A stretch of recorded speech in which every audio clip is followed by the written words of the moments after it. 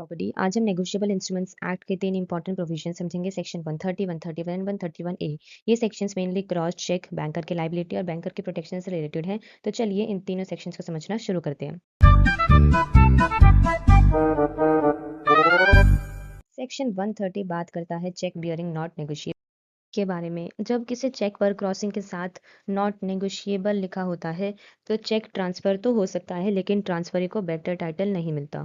Important point ये है कि बहुत स्टूडेंट्स सोचते हैं कि नॉट नेगोशिएबल का मतलब चेक ट्रांसफ़र नहीं हो सकता। ये गलत है। चेक ट्रांसफ़र हो सकता है, लेकिन ट्रांसफरी को ट्रांसफरर से बेटर राइट्स नहीं मिलेंगे। लॉ का क्या रूल है कि जो पर्सन ऐसा चेक रिसीव करेगा उसको वही राइट्स मिलेंगे जो ट्रांसफ़र करने वाले के पास थे। उससे ज़्यादा राइट्स नहीं मिल सकते। फॉर एग्जांपल, राम का चेक चोरी हो गया। चेक पर नॉट नेगोशिएबल क्रॉसिंग थी। थीफ ने चेक शाम को ट्रांसफर कर दिया। अब चाहे शाम ऑनेस्ट परचेजर ही क्यों ना हो, शाम को थीफ से बेटर टाइटल नहीं मिलेगा। ओरिजिनल ओनर राम अपना क्लेम कर सकता है। सेक्शन 131 बात करता है non liability of the banker receiving the payment of the cheque के बारे में। ये सेक्शन कलेक्टिंग बैंकर को प्रोटेक्शन देता है।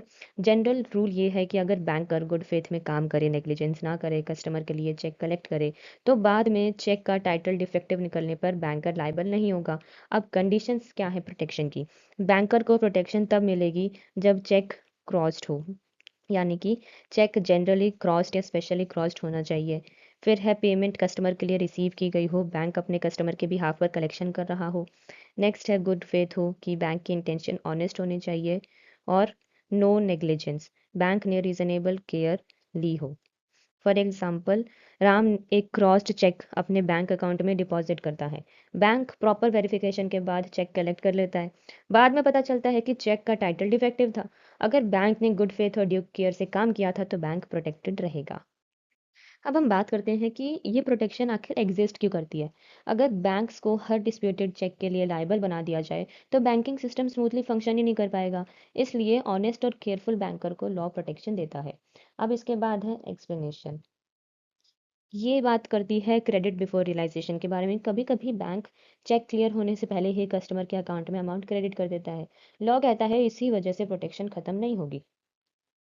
फॉर एग्जाम्पल, चेक 20,000 का है, बैंक ने प्रोविजनल क्रेडिट दे दिया, एक्चुअल पेमेंट बाद में रिसीव हुई, तो बैंक फिर भी सेक्शन 131 का बेनिफिट ले सकता है। अब जो नेक्स्ट एक्सप्लेनेशन है ये बात करती है duty regarding the truncated cheques के बारे में। आजकल CTS यानी कि चेक ट्रंकेशन सिस्टम में चेक की इलेक्ट्रॉनिक इमेज यूज होती है। लॉ बैंक पर ड्यूटी इम्पोज करता है कि बैंक वेरीफाई करे prima facie genuineness, apparent forgery, visible fraud, visible tampering. अब स्टैंडर्ड ऑफ केयर क्या है कि बैंक को ड्यू डिलिजेंस के साथ ऑर्डिनरी केयर फॉलो करनी होगी। फॉर एग्जांपल, चेक इमेज में ऑब्वियस ऑल्टरेशन दिख रही थी, बैंक ने इग्नोर कर दी तो प्रोटेक्शन नहीं मिलेगी क्योंकि नेग्लिजेंस प्रूव हो सकती है। नेक्स्ट है सेक्शन 131 ए। ये बात करता है application of the chapter two the drafts. जो प्रोविजंस क्रॉस्ड चेक पर अप्लाई होते हैं वही प्रोविजंस बैंक ड्राफ्ट्स पर भी अप्लाई होंगे। ठीक है। अगर आपको ये वीडियो यूज़फुल लगी हो तो वीडियो को लाइक करें, शेयर करें और चैनल को सब्सक्राइब करें। Thank you.